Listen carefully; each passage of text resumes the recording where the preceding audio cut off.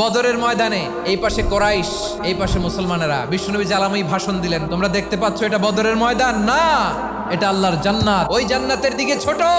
বিশ্বনবীর কথা শোনা মাত্র সাইয়েদনা উমাইর ইবনুল হুমাম বললেন বাখ বাখ, মানে চমৎকার।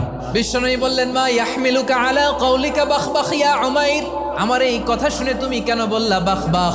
ইয়া রাসূলুল্লাহ, আপনার এই কথা শুনে আমি বড্ড খুশি হয়েছি, আর আমি প্রত্যাশা করছি আমি যদি ওই জান্নাতের মালিক হতে পারি তাহলে কতই না ভালো হতো। সুবহানাল্লাহ বলেন। বিশ্বনবী বললেন উমাইর আনতা মিন আহলিহা, তুমি ওই জান্নাতের অধিবাসী, তুমি জান্নাতি। উমাইর চিন্তা করলেন আমি জান্নাতি, নবীর মুখ দিয়ে যখন বেরোইছে ওই জান্নাতে তো আমার ঢুকতেই হবে, কিন্তু হাতে 3টা খেজুর খেয়ে যদি জেহাদের ময়দানে যাই তাহলে জান্নাতে যেতে তো দেরি হয়ে যাবে। এই চিন্তা আসা মাত্রই খেজুর 3টাকে তিনি ছুঁড়ে মারলেন, তলোয়ার বের করে আল্লাহু আকবার বলে বদরের ময়দানে ঝাঁপিয়ে পড়লেন। আল্লাহর শত্রুদেরকে কচুকাটা করে এক পর্যায়ে শাহাদাতের সুধা পেয়ে নিজেও জান্নাতি হয়ে গেলেন। পড়েন সুবহানাল্লাহ।